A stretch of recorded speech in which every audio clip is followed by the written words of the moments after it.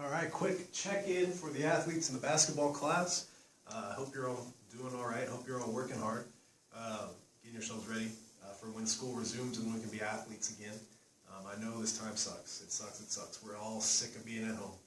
So much so that we got a lot of people around the country being idiots and protesting against staying at home, even though that's saving a lot of lives right now. But I'll avoid all that because I'll get too mad talking about it. This week, I've added, so we still have the no gear workout. Hopefully you're working through that. The plyometrics haven't changed. These two have been the same every week because they're the stuff you should do every week, right? It's working out. It's getting fat quicker and jumping higher. It's getting stronger. That's stuff we need to do.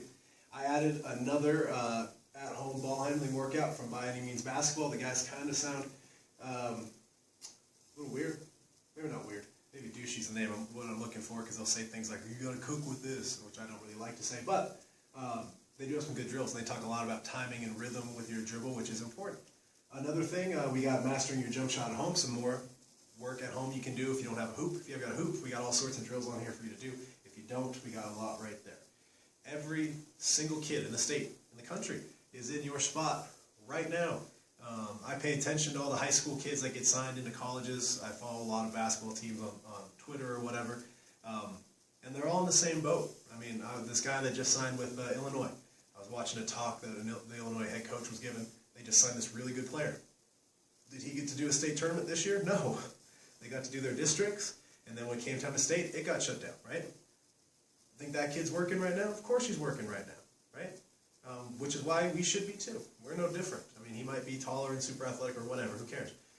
But he's stuck in the same situation that we're stuck in, right? So we can outwork everybody, okay?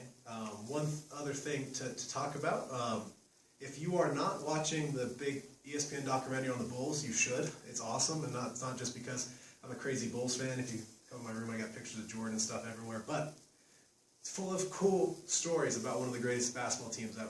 And there's stories that didn't make it in there that I heard the director talking about, and there's one that stuck out to me. So, Michael Jordan. We all know Michael Jordan is probably the best player ever, maybe the second best at worst, right?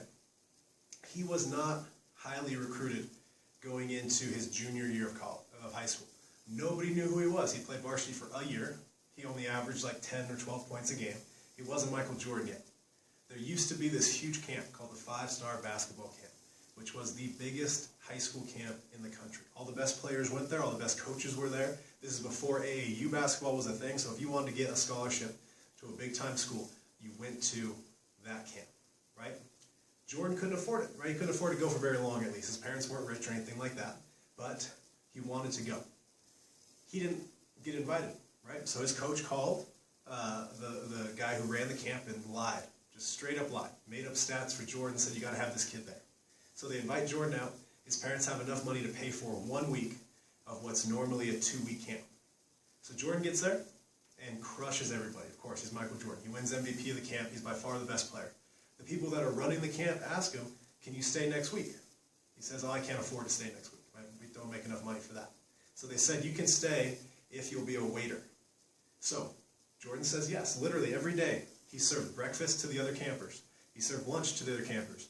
He served dinner to the other campers. So all these guys that were his friends, maybe not his friends, or the people he's competing against, and all these guys that are going to go to the NBA, people like Patrick Ewing and Alonzo Moore, all sorts of really crazy, great players were there. He's serving them meals. And then he cleans up the meals and it's time to go play, and he would go and crush them, right? The reason I tell you that story is, imagine how he must have felt, right? Feeding all these guys that he's competing against, wearing an apron and the weird little hat or whatever. Do you think it was embarrassing for him at some point? Probably. But he cared so much more about competing and about getting better and about bettering himself and his future by earning a scholarship or getting his name out there, that he ate that embarrassment. He said, cool, I'll serve these guys. I'll serve all these people. I'll let them all think, hey, there's the poor kid who can't afford to be at this camp and he's going to have to try to work it off. I'll let them think that about me. I'll let them judge me that way, and I'll show it to them later. And he did. So my question to you, is there anything that you care about enough that you'd be willing to absorb that kind of embarrassment, right, while you're working hard towards your goal? It doesn't necessarily have to be basketball, right? I never really went through too crazy of that stuff. We didn't have money. I was on fee waiver when I was in high school, so I didn't have to work it off. I'd work camps for my high school coach, so he'd pay for my stuff. But that's a lot less demeaning than serving food to people in that sort of a situation, right? Not that food service is demeaning. I did that too. But think, right? He was willing to say, screw it. I can get judged. I can be a little bit embarrassed about this. I don't care, because I care more about being here, because being here is going to make me better at this. Is there something in your life that you care about that much? It could be basketball. That'd be awesome. You know, I'm primarily a basketball coach. It could be another sport. It could be something different, with something you're passionate about doing for your life. Think about that story and think about if there's anything that you would be willing to go through that sort of embarrassing piece, right? Getting embarrassed in front of your friends and your peers because you knew that going through that embarrassment is going to make you better in the end because it gives you other opportunities. Think about that. Right? I found it really interesting, really compelling. Anyways, work, okay?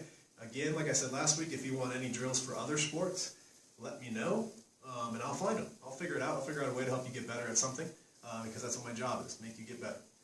So, until next week, take care. Be safe, be smart, okay? Keep distant, and all that.